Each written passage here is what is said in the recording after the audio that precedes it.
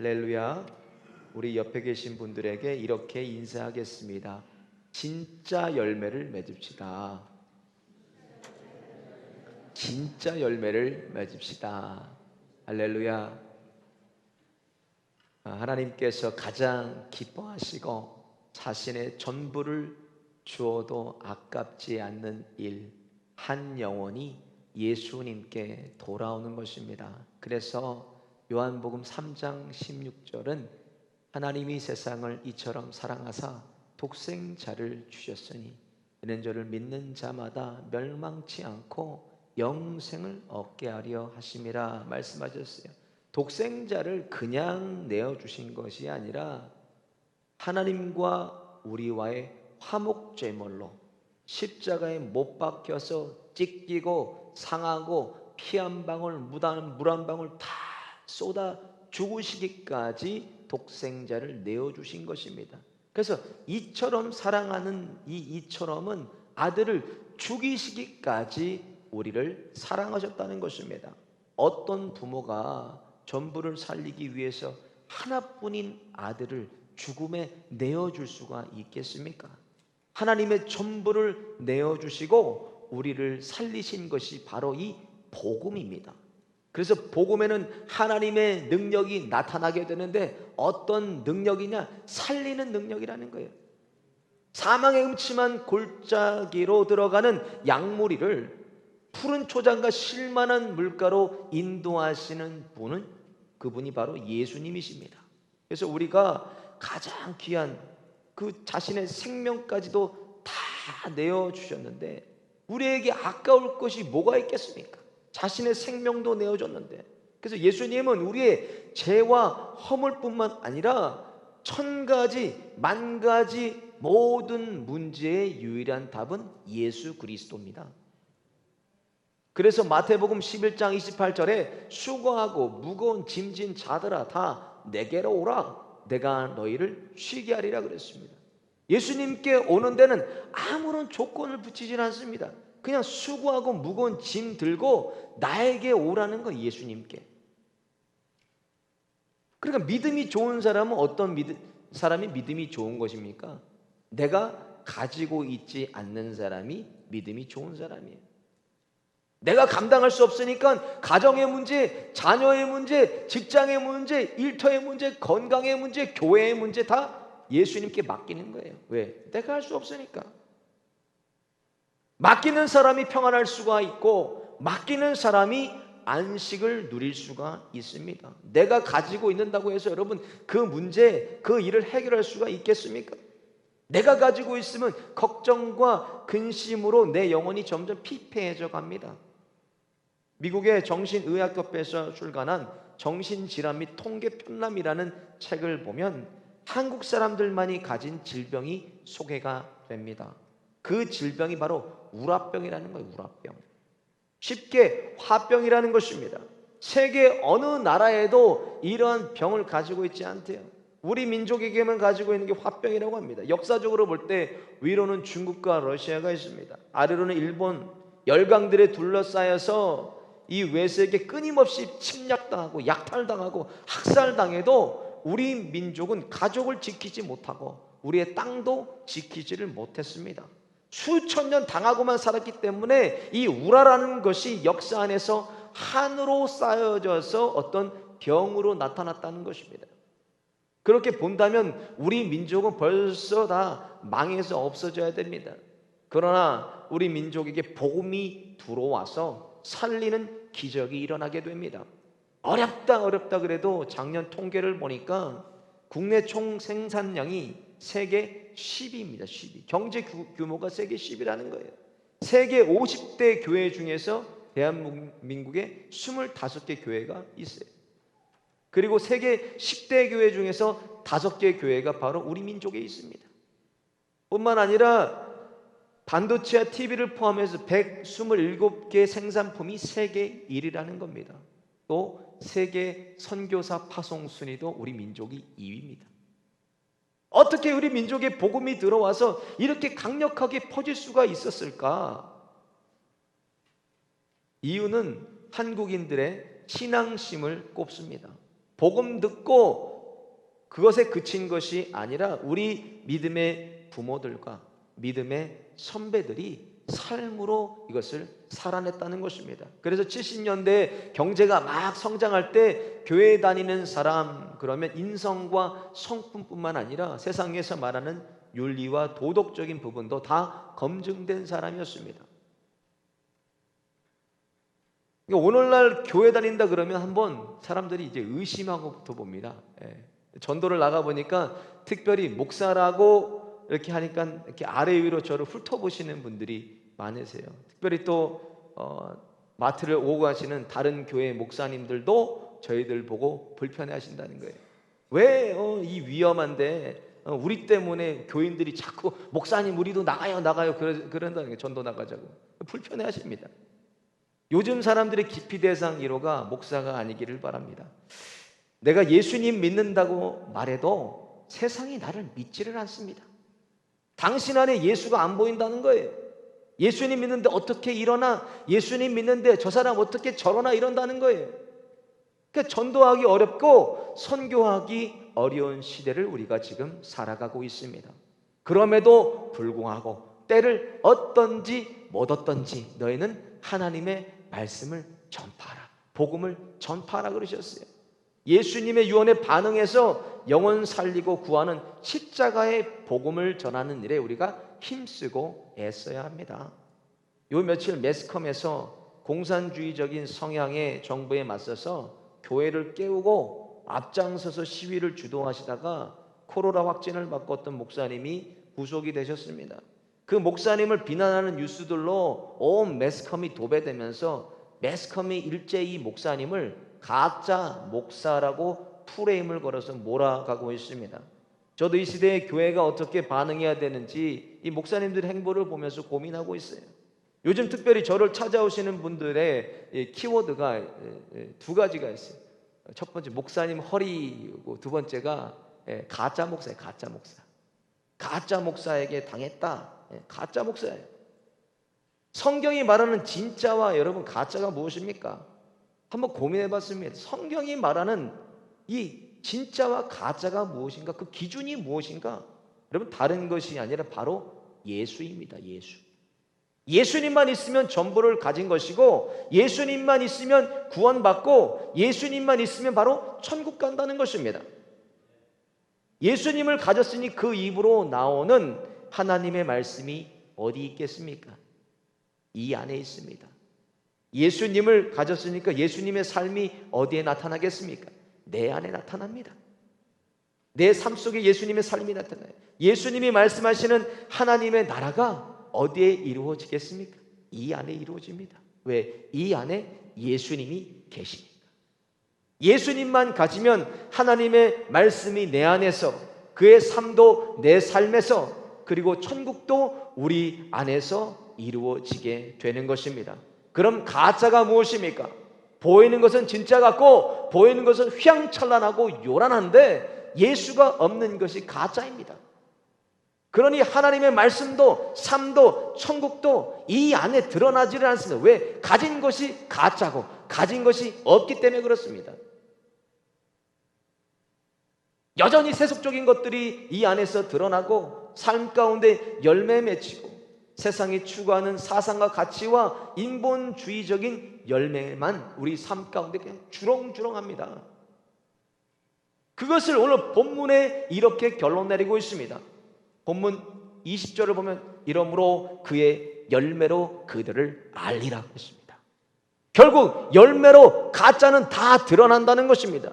미국과 한국의 복음주의 설교자로 가장 많은 영향력을 끼치고 이분을 몰라도 목회자들은 한 번쯤 읽어봤을 거예요. 목사와 설교라는 책을 쓰신 마틴 로이드 존스 목사님이 계십니다. 이 목사님이 6가지 거짓 선지자의 특징을 얘기했습니다. 6가지 거짓 선지자 특징이 뭐냐면 첫 번째, 거짓 선지자는 하나님의 공의와 진노에 대해서 침묵한다는 거예요. 사랑의 하나님에만 집중하게 하지 진노하시고 공의로운 가운데 심판하시는 하나님에 대해서 얘기하지 않는다는 거예요. 두 번째로 거짓 선지자는 심판과 지옥에 대해서 침묵합니다. 지옥을 얘기하지 않는다는 겁니다. 세 번째로 죄의 사악성을 강조하지를 않습니다. 죄가 중대한 문제가 아니라는 거예요. 우리가 피 흘리면서 싸워야 될 것이 죄라고 얘기하지 않는다는 것입니다. 네 번째로 회개의 필요성에 대해서 침묵합니다. 왜? 죄가 중대한 문제가 아니니까 회개할 필요가 없습니다. 죄에 대해서 중요하지 않다고 얘기를 하고, 그리고 회개의 필요성을 말하지 않아요. 다섯 번째로 선결한 생활에 침묵합니다. 예수님을 닮아가는 거룩한 삶에 대해서 침묵한다는 거예요. 우리가 날마다 예수님을 추구하고 그리스도의 장성한 분량에 이르기를 힘쓰고 몸부림쳐야 됨에도 불구하고 거룩한 예수님의 삶에 대해서, 성품에 대해서 말하지 않는다는 것입니다. 여섯 번째로 자기 기만의 위험성에 대해서 침묵한다는 거예요. 자기 자신을 돌아보지 않는다는 거예요. 자기 자신을 말씀으로 돌아보지 않고 거울에 비춰서 보지 않는다는 것입니다. 너무나 두렵고 무서운 말씀이에요. 거짓 선지자 밑에서 무엇이 나온다는 것입니까? 거짓 열매가 나온다는 것입니다. 가짜 밑에는 가짜만 열려서 나만 죽으면 되는데 다 끌고 들어가는 거예요.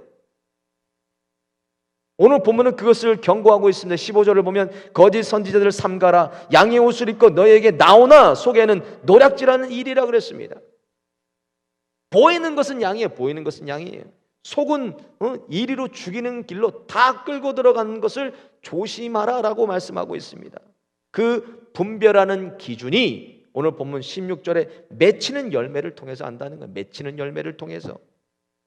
좋은 나무가 아니고 가짜였기 때문에 그 끝도 가짜라는 것입니다. 오늘 본문은 우리는 엄중하고 심각하게 우리 자신들을 비추어 봐야 됩니다. 내가 예수님을 30년, 40년, 50년 모태신앙이고 평생 믿고 목사와 장로와 권사일지라도 진짜가 없으면 19절에 보면 나무를 찍어서 불에 던질 수 있다는 것이에요. 우리 실로암 교회와 성도들이 세상에서 말하는 잘되고 복받고 행복하고 건강하고 성공하고 높아지는 그런 열매가 아니라 하나님의 말씀, 성경이 말씀하시는 진짜가 열매 맺히는 교회가 되려면 어떤 교회가 우리가 돼야 되나? 먼저 오늘 본문을 보니까 좁은 문으로 들어가는 교회가 되라는 거예요. 좁은 문으로. 13절 14절 보면 좁은 문으로 들어가라. 멸망으로 인도하는 문은 크고 그 길이 넓어 그리로 들어가는 자가 많고 생명으로 인도하는 문은 좁고 길이 협착하여 찾는 이가 적음이니라 그랬습니다. 우리는 이것을 다른 말로 십자가의 길이라 그래요. 십자가의 길. 예수님께서 공생애를 사실 때 가장 큰 특징이 무엇인가? 처음부터 끝까지 하나님 사랑과 우리를 사랑하셨다는 거예요. 처음부터 끝까지 하나님과 우리를 사랑하지. 마태복음 22장 37절부터 보면 예수께서 가라사대 내 마음을 다하고 목숨을 다하고 뜻을 다하여 주 너희 하나님을 사랑하라 하셨으니 이것이 크고 첫째 되는 계명이요 둘째도 이와 같으니 내 이웃을 내 몸같이 사랑하라 하셨으니 이 두 계명이 율법과 선지자의 강령이니라 그랬습니다. 이 율법과 선지자의 반드시 지켜야 될 명령이 뭐나? 하나님 사랑과 우리 사랑을 자신의 십자가를 통해서 다 이루어 주셨습니다. 예수님은 하나님이셔요. 온 땅의 임금도 되실 수 있었고 온 땅을 예수님께서 다 소유하실 수도 있었지만 예수님의 최고의 가치, 그 가치를 버리고 이 땅의 가치를 다 버리시고 생명까지 버리시고 우리를 사셨습니다. 무엇으로? 그의 핏값으로 우리를 사주셨습니다. 이 땅은 예수님에게는 아무런 가치가 없었습니다. 예수님의 최고의 가치였던 우리를 살리셨어요. 그래서 예수님께서 말씀하시는 좁은 문과 좁은 길은 나를 부인하고 나를 죽이는 겁니다. 내가 죽어야 돼. 내가 죽어야 예수님이 살고, 내가 죽어야 다른 사람 살리고, 내가 죽어야 예수님이 나의 주인이 되어 주실 수가 있습니다. 이 땅에서 말하는 물질과 지식과 건강과 자랑과 명예를 다 내려놓고 오직 예수 그리스도만이 나의 삶의 가장 중요한 자리로 주권이 바뀌는 것이 바로 좁은 문과 좁은 길의 시작입니다. 그리고 누구를 따라? 예수님을 따르는 거예요. 그래서 예수님도 마가복음 8장 34절에 누구든지 나를 따라오려거든 자기를 부인하고 자기 십자가를 지고 나를 따르라고 말씀하시는 거예요. 자신을 죽이고 예수님으로 살고 오직 예수님을 쫓는 성도와 교회에 숨길 수 없이 나타내는 것이 바로 열매입니다. 열매. 어떤 열매가 나타나? 예수님께서 자신은 죽어가시면서도 그 옆에 평생 죽을 짓만 하고 산 강도를 살려주세요. 내가 오늘 나와 함께 낙원에 있으리라. 한 사람을 살리세요. 그래서 끝까지 이루어지신 것은, 끝까지 이루신 것은 하나님 사랑과 이웃 사랑입니다. 그래서 좁은 문, 좁은 길을 가는 교회의 특징이 예수님의 성품이 성도 안에, 교회 안에 드러나서 사랑하고 용서하고 다른 사람 위해 희생하는 공동체가 된다는 것입니다. 이것은 너무나 당연한 거예요. 내가 좁은 문, 좁은 길을 걷는 사람인가, 아니면 넓은 문, 넓은 길을 걸어가는 사람인가 점검해 봐야 됩니다. 예수님의 사랑이, 예수님의 용서가, 예수님의 흔적이 내 안에 있는가? 좁은 문, 좁은 길, 우리가 감당할 수 없을 만큼 힘들고 어려울 수도 있습니다. 말도 안 되는 사람을 사랑해야 되고, 말도 안 되는 원수 같은 자를 용서해야 되고, 소중한 내 생명, 또 내 물질, 내 소유, 예수님을 위해 다 포기할 수도 있습니다. 나를 죽이고 나를 부인하면 세상과 나는 멀어지지만 나는 예수님과 점점 가까워지게 됩니다.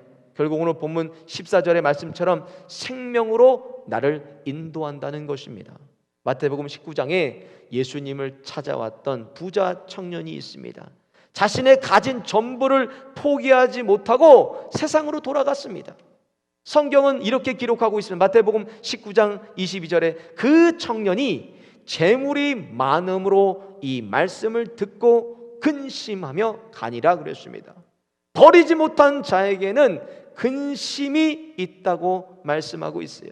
좁은 문으로 들어가고 좁은 길을 걸어가는 성도들은 힘들고 어려운 길을 걸어갈 수도 있습니다. 주님께서 우리의 생명도 요구하실 수도 있습니다. 그러나 우리 안에 없어지지 않고 아무도 지우려고 해도 지울 수 없는 한 가지가 있다는 거예요. 그게 뭐냐? 바로 기쁨입니다. 기쁨. 십자가의 길을 가서 협착하고 좁은 문, 좁은 길인데 걸어갈 때마다 기쁨과 감사가 내 안에 깊은 곳에서 샘솟고, 주님만 생각해도 기쁘고, 주님만 생각해도 이곳에 오고 싶고, 오면은 가기가 싫습니다. 그러니까 우리 전도사님들이요, 교회에 오면 집에를 안 가요. 실로암 교회가 실로암 하숙집이 됐습니다. 여기서 먹고 자고, 이 교회에서. 로마 감옥에 갇혀 죽음을 기다리던 바울이 이렇게 고백해요. 빌립보서 4장 4절에 주 안에서 항상 기뻐하라. 내가 다시 말하노니 기뻐하라. 아니, 죄수가, 죽음을 기다리는 죄수가 무슨 기쁜 일이 있어서 이렇게 기뻐하라 기뻐하라겠습니까? 로마서 5장 3절에는 우리가 환난 중에도 즐거워하나니, 환난 중에 무슨 즐거움이 있겠어요? 또 돌에 맞아 죽어가는 스테반은 성경을 이렇게 기록되어 있습니다. 사도행전 6장 15절에 사람들이 다 스테반을 주목하여 보니 그 얼굴이 천사의 얼굴과 같더라. 이 땅의 상식으로는, 가치로는 도저히 말도 안 되는 사랑과 용서와 희생이, 말도 안 되는 우리 한 사람을 사랑하시고 용서하시고 희생해 주신 예수님의 좁은 길, 좁은 문, 저와 여러분들과 그리고 실로암 교회가 그 길을 걸어가시기를 예수님의 이름으로 축원을 드립니다. 또 진짜가 열매를 맺히려면 좋은 나무가 되는 교회가 되어야 됩니다. 17절에 이와 같이 좋은 나무마다 아름다운 열매를 맺고 못된 나무가 나쁜 열매를 맺나니, 좋은 나무는 아름다운 열매를 맺는다고 본문에 말씀하고 있습니다. 성경에서 말하는 좋은 나무는 누굽니까? 예수님이에요. 예수님. 나는 참 포도나무요 너희는 가지니 너희가 나를 떠나서는 아무것도 할 수 없다. 좋은 나무 바로 예수님입니다. 예수님께서 보실 때 그럼 가장 아름답고 또 아름다운 열매가 무엇인가 생각해 봤습니다. 바로 우리 실로암 교회 안에 맺혀지는 생명의 열매입니다. 예수님께서 찢기시고 상하시고 물 한 방울, 피 한 방울 다 쏟으시면서 심으셨던 것이 뭐나 바로 생명입니다. 그 생명이 우리 교회 안에 날마다 아름답게 열매 맺히는 것이 예수님 보실 때 가장 아름다운 것이 아닌가 생각해 보았습니다. 또 계시록 22장에 천국에서 보여지는 생명수강 옆에 생명나무와 같이 달마다 아름다운 열매를 맺고 붙은 잎사귀는 만국을 살리는 데 사용됐던 것처럼 생명수강 대신 예수님 옆에 나무가 심겨질 때 좋은 나무이고 그 나무가 생명의 열매를 맺을 수가 있습니다. 뿌리를 어디에다 두느냐에 따라서 좋은 나무가 또 나쁜 나무가 나뉠 수 있다는 것입니다. 생명의 근원 되시는 예수님께 뿌리를 내리고 있어야 생명의 열매를 맺을 수가 있습니다. 시편 1편 3절에 저는 시냇가에 심은 나무가 시절을 쫓아 과실을 맺으며 그 잎사귀가 마르지 아니함 같으니 그 행사가 다 형통하리로다. 예수님께 뿌리 내리면 마르지를 않습니다. 예수님께 뿌리 내리면 지치지도 않습니다. 예수님께 뿌리를 내리면 상하지도 않습니다. 가장 안전한 곳이 바로 예수님의 생명, 예수님 안입니다. 그래서 예수님 근원 되신, 생명의 근원 되시는 예수님께 뿌리를 내리지 않으면 열매는 예수님의 열매가 아니라는 것입니다. 본문 19절 같이 찍혀서 불에 던지우니라. 가짜에게는 결국 무엇이 있다는 것입니까? 가짜에게는 심판이 있다라는 것이 심판이. 결국은 심판이 있다라는 겁니다. 아무리 화려하고 웅장하고 세상에 깜짝 놀라서 부러워하는 교회와 성도일지라도 예수님의 생명이 그 안에 없으면 사대교회와 같이 이름만 있고 죽은 교회라는 것입니다. 죽은 교회에서 나오는 것은 무엇인가? 바로 가짜 성도예요. 예수님을 예수님답게 믿지 않습니다. 왜? 생명의 근원이신 예수님이 아니기 때문에. 뿌리가 예수님이 아닙니다. 내 수단과 방법과 지식과 상식으로 다른 목적으로 예수님을 믿기 때문입니다. 실로암 교회는 세상적인 생각과 수단과 방법과 가치와 인본주의를 철저하게 배격하고 신본주의, 오직 하나님만이 교회의 주인 되시고 오직 예수 그리스도만이 모든 것의 기준이 되실 것입니다. 그러면서 예수님의 눈으로 우리는 바라봐야 돼요. 예수님의 마음으로 우리는 품어야 됩니다. 예수님이시라면 어떻게 하셨을까? 예수님이라면 어떤 마음이실까? 예수님을 잃으면 전부를 잃은 것입니다. 선장 되신 예수님을 놓치는 실로암 교회는 구원의 방주가 아니라 세상에 떠도는 유람선에 불과한 것입니다. 생명이신 예수님이 우리 자신과 가정과 교회의 주인 되시고 예수님께 심기워져서 100배의 열매 맺는 좋은 나무 되시기를 예수님의 이름으로 축원을 드립니다. 끝으로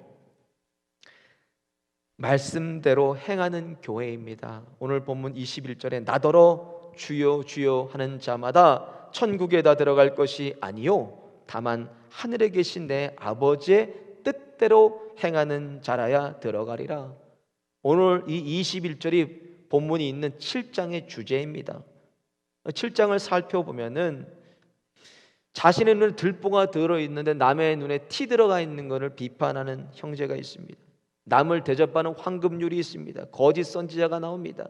이 모든 것이 무엇입니까? 아버지의 뜻대로 행해야 천국에 간다는 것입니다. 그러면 아버지의 뜻을 우리가 어떻게 알 수 있습니까? 아버지의 뜻이 어디 있습니까? 아버지의 뜻은 바로 하나님의 말씀 안에 있습니다. 성경 안에 있어요. 우리 앞에 놓인 이 말씀이에요. 곧 하나님의 말씀에 기록된 대로만 우리가 행해야 된다는 것입니다. 하나님께서 인정하시는 건 어떤 사람을 인정한다는 말씀대로 행하는 사람을 하나님께서 인정하신다는 것입니다. 예수님을 아는 것도 예수님을 믿는 것도 말씀에 기록되어 있기 때문에 말씀을 곧 하나님으로 우리가 믿는 것입니다. 올해 저희 교회 표어는 성경이 중심이 되는 교회입니다. 성경이 중심이 되는 교회에서만 그치면 안 됩니다. 성경이 중심이 되면 이제 성경에 기록된 대로 행하는 교회가 되어야 됩니다. 오늘 가짜 선지자는 결국 무엇이었습니까?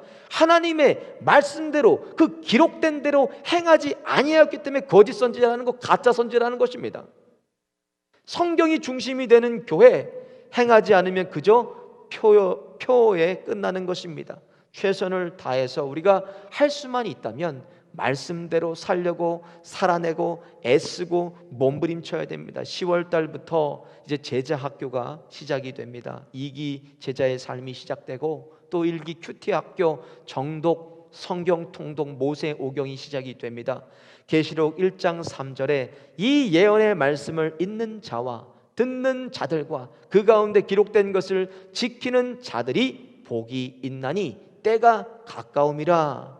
여러분, 때가 가까울수록 말세를 살아가는 성도들에게 말씀을 읽는 거, 듣고 지키는 것이 어렵습니다. 쉽지가 않아요. 그래서 더 힘을 내시기를 바랍니다. 그래서 더 애쓰시기를 바랍니다. 그래서 더 몸부림치시기를 바랍니다. 여러분, 물에 빠져 떠내려가서 죽는 사람에게 말씀이 자신을 살릴 수 있는 유일한 생명의 끈이라면 그 끈 놓으시겠습니까? 죽을 힘을 다해서 말씀을 잡을 것입니다. 말씀을 읽고 듣고 알면서도 걸리는 것이 우리 안에 너무나 많습니다. 자신의 죄성, 연약함, 자기 합리화, 핑계, 여러 이유들, 하나님의 말씀을 행하지 않는 자들은 예수님께서 오늘 본문에 뭐라고, 하늘에 속한 자들이 아니라는 거예요. 그들을 예수님께서 인정하지 않으신다는 것입니다. 도무지 알지 못하니 불법을 행하는 자들아 내게서 떠나가라는 거예요. 행하지 않으면, 말씀대로 살아내지 않으면 천국에 갈 수 없다고 말씀하셨습니다. 야고보서 1장 22절에 너희는 도를 행하는 자가 되고 듣기만 하여 자신을 속이는 자가 되지 말라. 하나님의 말씀대로 행하지 못하고 살지 못하면 늘 우리는 찔림을 받아야 건강한 성도입니다. 찔림조차 받지 않는다면 내 안에 말씀이 없고 나는 하늘에 속한 사람이 아니라는 거예요. 늘 말씀 가운데, 늘 주님을 생각하고 십자가를 바라보면 우리는 찔림을 받아야 돼, 아파야 됩니다. 그래야 하늘에 속한 자고, 그래야 우리 안에 하나님의 말씀이 계신다는 것입니다.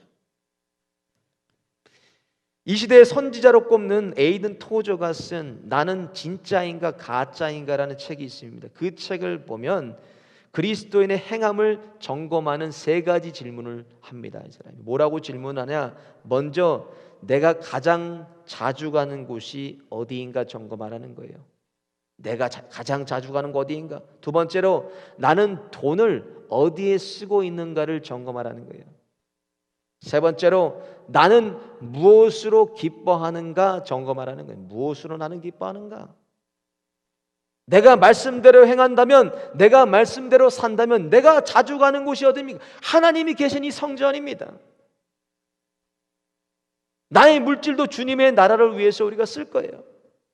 그리고 나는 오직 예수 그리스도만으로 기뻐할 것입니다.